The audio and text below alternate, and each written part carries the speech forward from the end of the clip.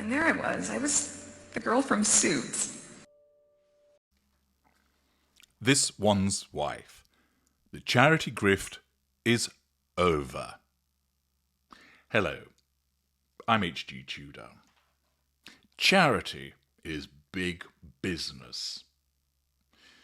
If you happen to be in the C-suite for a charity, you're likely to be earning six figures, and a comfortable six figures.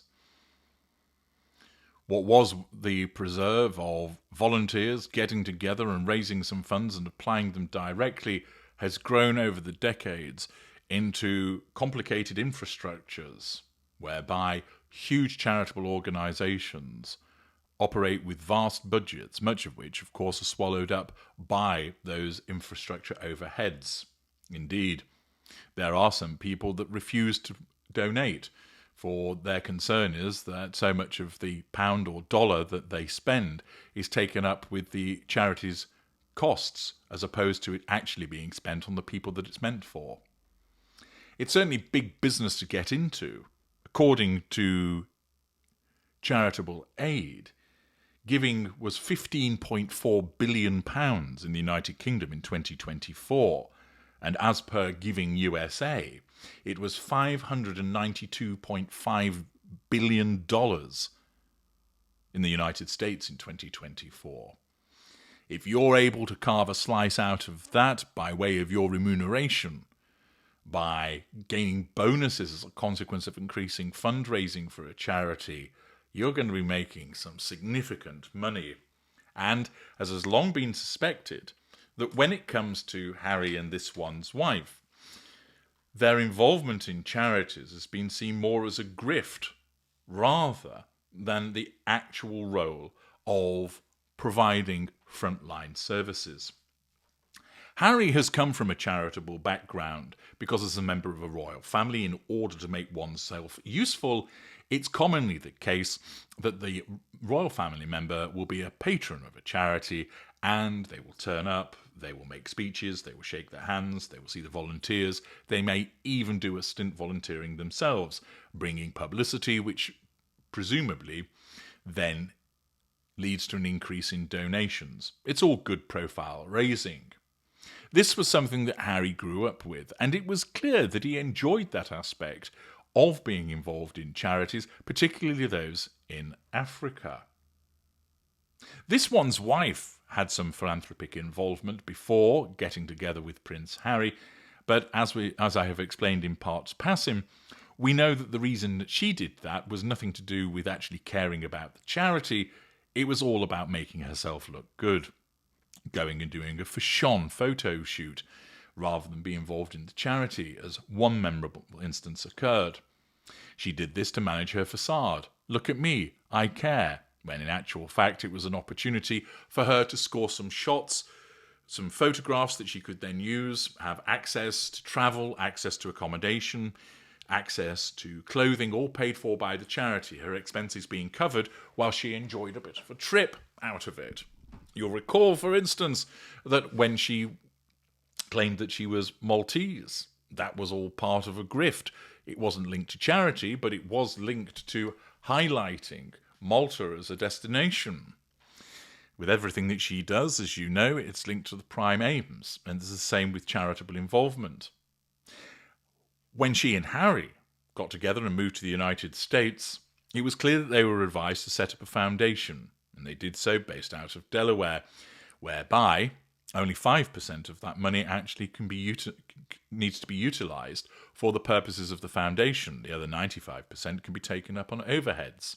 This is something that people have pointed out time and time again, which means that the money that is then donated to Archewell can be utilised for accommodation costs, for wardrobe, for security costs, for travel, etc., thus relieving the burden on the personal purse of Harry and this one's wife. Just how a narcissist would like it, commandeering other people's assets. This grift, however, looks like it's coming to an end. Indeed, in several instances, it seems to me that it already has. We've had the African Parks scandal, whereby Harry remains tainted by inaction.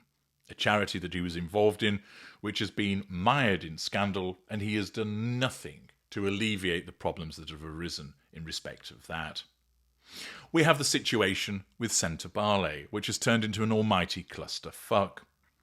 You're well versed in relation to the allegations that were made by Dr. Sophie Chandauka and Harry's resignation as patron and the slap in the chops that he recently received by virtue of the Charity Commission not escalating matters, so there's no way back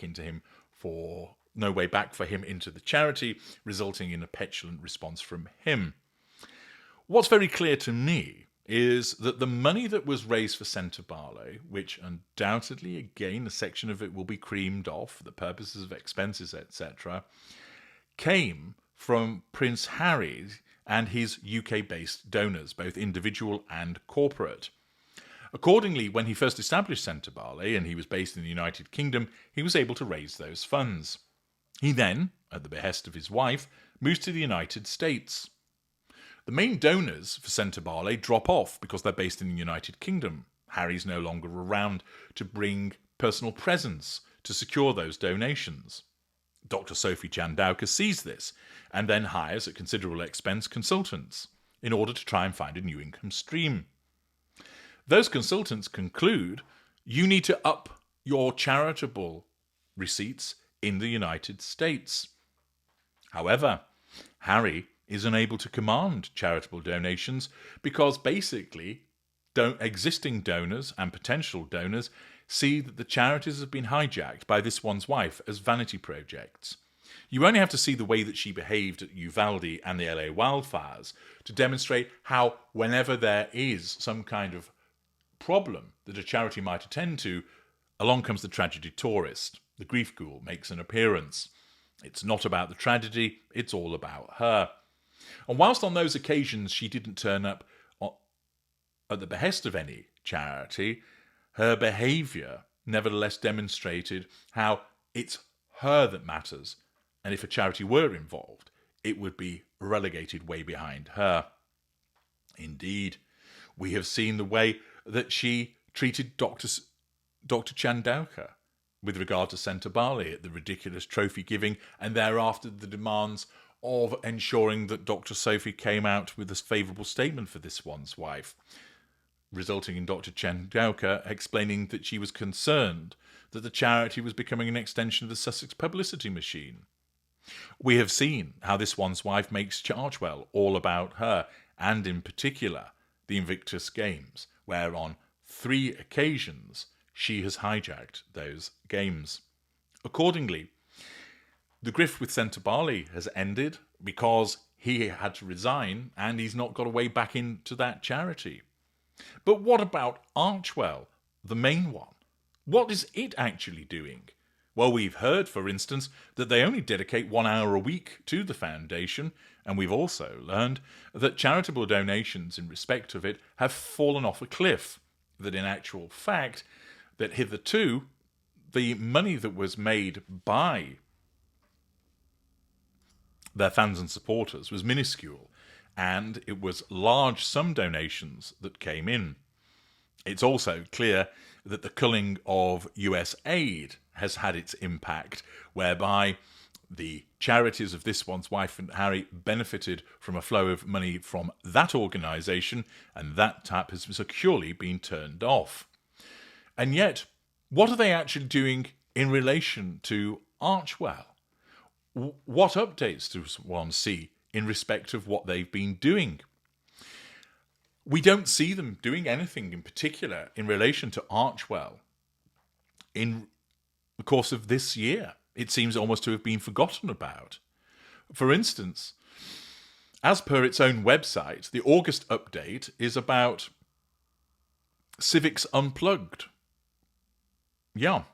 The website explains, at the Archwell Foundation, we believe uplifting youth voices and listening to their solutions is key to building a better world, online and off. Civics Unplugged operates with the same core belief. Youth leadership is essential to creating a more abundant future. Their programs empower high school-age students with tools and resources to tackle pressing issues facing their communities. The update then talks about Civics Unplugged, which is nothing to do with Archwell, Archwell wasn't involved. Archwell didn't provide any funding. Archwell didn't have Harry and this one's wife interfacing with Civics Unplugged. They were simply, excuse the pun, plugging unplugged. In July, they explained that the Archwell Foundation believes the technology in our families' lives should be safe by design. And so what does it do? It highlights Heat Initiative with regard to the successes they've had. Not Archwell's successes, somebody else's successes, which are not based upon anything that Archwell has done. They then do the same in respect of something called Safety by Design, reporting on a win that they have had. Again, this is done under the umbrella of the Archwell Foundation believes the technology in our families' lives should be safe by design. So they report on an achievement by somebody else. Not Archwell, but by somebody else. Back in June, Harry made a speech to 350 next-generation philanthropists. This was at the Nexus Global Summit. But it was just a speech. It wasn't done specifically on behalf of Archwell. He just happened to turn up and speak. There was no investment. There was no actual doing with regard to the charity. It was just Harry turning up, and then this is reported on by Archwell. And similarly, they talk about Social Media Harms Remembrance Day. They highlight RT Youth Power Fund. In May, Safety by Design wins, Take It Down Act. In May again, Safety by Design wins, Accountable Tech. In May, Happy Mother's Day. In April, it was the last thing that was seen was the Lost Screen Memorial, Parts Passing. And therefore, over the last few months, nothing has actually been done with the allocation of funds, the turning up at events. Archwell is just plugging other organisations' successes because there is nothing to report on, which demonstrates that this is another charity involved with this one's wife and Harry that they had founded that is going nowhere. And if all the reports are to be believed, the natives are not happy at Invictus. And thus, Harry's last charitable bastion may well be on the verge of booting him out. You see, the only reason that Harry and this one's wife were involved with the charities was initially with Harry because it was at the behest of the palace, and latterly because it served their purposes financially as part of a grift. It also, of course, aided this one's wife in order to assert control over people, draw fuel from them, and manage her facade. But she had the huge residual benefit of the financial outcomes that came from involvement in charities, particularly Archwell.